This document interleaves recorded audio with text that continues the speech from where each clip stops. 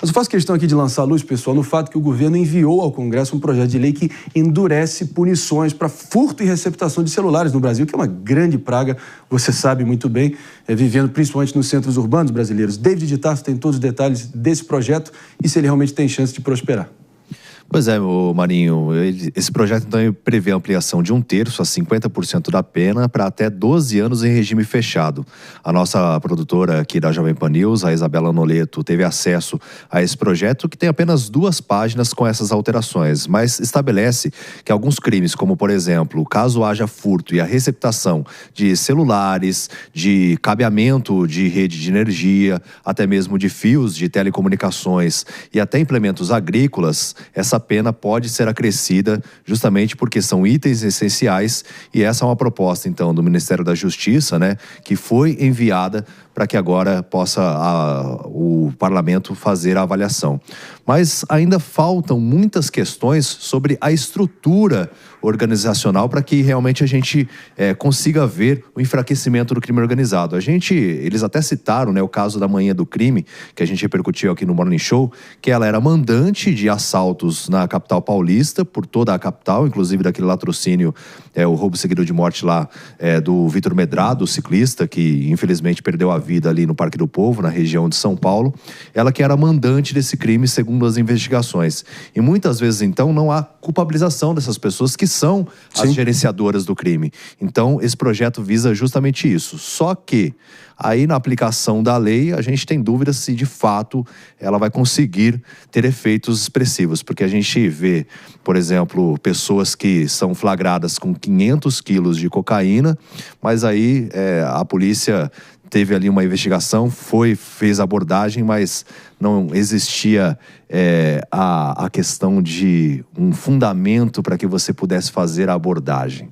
Ou fundada suspeita, como eles dizem. Fundada suspeita, é isso aí. Rodolfo Maris, fato é o seguinte, está posto, acho difícil nessa altura qualquer realmente cenário mudar nesse sentido, mas a pauta da crise da criminalidade, da violência desregrada que vem tomando o Brasil de assalto de norte a sul, de leste a oeste, vai ser a pauta principal do ano que vem. Parece o governo correndo atrás do prejuízo, sentindo o termômetro do país, propondo um movimento como esse. Você acha que fica de pé? Você acha que vai adiante? Você acha que é efetivo? Eu acho que é efetivo, vai adiante. Nós estamos vendo sobre a segurança pública um avanço gigantesco, tanto que essa pauta, já tivemos uma leitura agora em abril sobre a mudança do artigo 155, que é o artigo de furto, que era de 1 a 4 anos, para 2 a 6 anos. Ou seja, já ganha um reforço esse artigo penal, mediante as consequências que vem se tomando pelo Brasil todo. Somente sobre esse crime, que é o crime de furto de celular, que vem ganhando uma proporção gigantesca nas grandes capitais do país. São Paulo é o berço disso. Quase 1.000 celulares são furtados todos os dias, seguido pela capital Rio de Janeiro, que agora, né, eles fazem uns arrastões ali nas praias e vem crescendo bastante. E sobre o artigo 180, que é o artigo de receptação,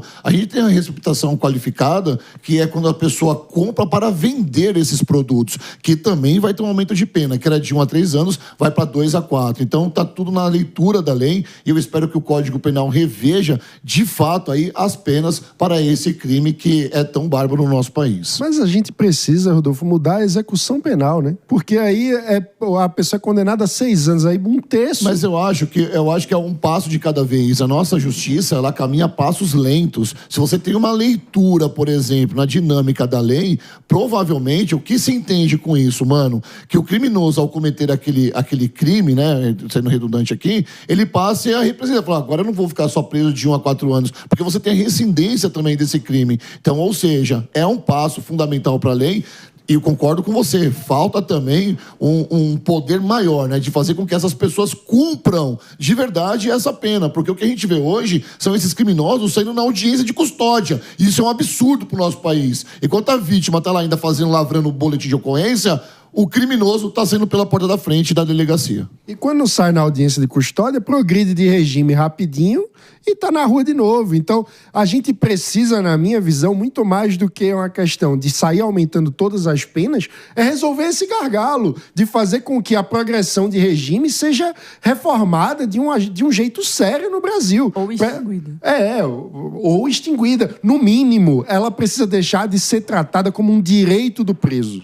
A gente precisa usar progressões de regime como um instrumento da justiça, quando avalia que um determinado criminoso, depois de estar cumprindo sua pena por um tempo minimamente razoável, começa a ter condições de reinserção. Aí você utiliza como um instrumento, mas hoje é como um direito que cai do céu. Então o preso está lá e o simples fato do relógio rodar e passar o tempo faz com que ele tenha o direito de ir para a rua, de ter uma série de progressões e benefícios. Mas aí ele teve bom comportamento, leu alguns livros, ele se ressocializou, mano. A gente entra numa série muito difícil, porque a gente começa a falar da ciência do crime e a gente começa a entrar no que acontece no nosso país. O nosso país, ele é pró-réu, já começa por aí. Tudo que é a favor do réu, tá tudo certo para eles. Ou seja, se a pessoa é presa hoje por um crime e, de repente, a leitura da lei fala que aquele crime passa a existir com menos tempo de pena, ou seja, é pró-réu, ele vai acabar saindo. Falta, de fato, uma leitura dinâmica de todo o código, de todo o processo penal. Aí sim nós vamos ver o que está acontecendo. E construir mais presídio. Porque se a gente for colocar na risca, todas as pessoas que estão roubando celulares, apodrecendo ali de 2 a 6 anos, a gente vai ter um presídio só para isso, porque é o crime que mais aumenta. E na minha concepção, cometer o crime tem que ser preso e ponto final.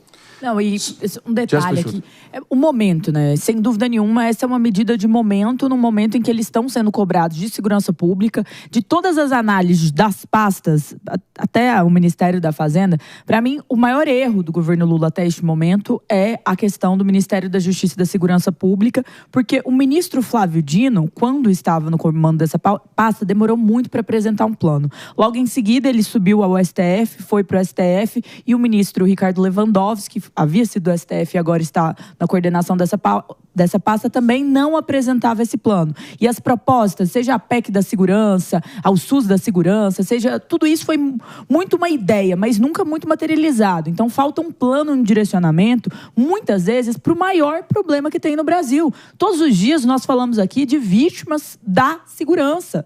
A campanha da Jovem Pan Chega é sobre isso. É sobre o chega de impunidade, chega de assaltos, chega desse terror que nós estamos vivendo todos os dias. Por um celular, várias vidas são tiradas no Brasil todos os dias. Então, quando a gente vê essa proposta, a gente também precisa ter ali a malícia de, primeiro, parabenizar, que bom que finalmente estão endereçando este problema, ainda que já no último ano e meio de governo, mas, ainda assim, a gente precisa reavaliar qual que vai ser a forma como o Congresso vai recebê-la. Essa é uma proposta que foi trabalhada também em conjunto com o Ministério Público. Inclusive, fico muito feliz da participação ativa do Ministério Público na gestão e na criação de políticas legais, sendo que eles têm esse know-how, eles têm esse conhecimento. Já aconteceu antes no Brasil, como no 10 medidas ali contra a corrupção. Então, assim, essa proposição, essa proposta, ela é muito importante. Mas agora, na minha opinião, o que vai acabar acontecendo é que a oposição, que tem a segurança pública muitas vezes como uma pauta muito importante, vai acabar endurecendo as sugestões deste texto legal. E aí caberá ver se a base do governo vai manter esse endurecimento, vai seguir com isso, ou vai querer o básico ali, querer menos para não arriscar perder. Mas aqui eles também se colocam em uma situação política engraçada. Por quê? Porque no final do dia, agora tem que bancar. E tem que bancar não tirar isso. Porque a população pede, porque a população cobra, e a hora de fazer é agora. Chega de crime, de assalto, de medo, de impunidade. Chega, uma campanha da Jovem Pan contra o crime. Pessoal, só em 2023, primeiro ano do governo Lula, o Brasil registrou, e aqui eu sublinho, registrou 937 mil casos de furtos de celulares ou receptação de celulares. Uma média de, só para trazer com precisão, 107 casos por minuto. Por minuto. Então, eu fui um dos casos que tive o meu celular furtado em 2023 no Rio de Janeiro, mas eu não registrei. Então, vamos trabalhar com a ideia que esse número é muito maior. E a Jovem Pan, enfim, lidando sempre frontalmente, engajando você do outro lado, sociedade civil, cidadão brasileiro, sofrido, humilhado muitas vezes, paralisado pelo medo. Agora sim, com pelo menos a grande plataforma da Jovem Pan, pressão midiática, indo na direção de pressão legislativa, pressão institucional, para a gente poder vislumbrar uma mudança nesse jogo. É uma medida na direção certa? Me parece que sim. A gente só torce para ela não vir muito crua e faltando estrutura e realmente faltando propósito. E a gente vai estar acompanhando aqui no detalhe o processo legislativo, os ritos legislativos, conforme ela for avançando ali na Câmara e no Senado.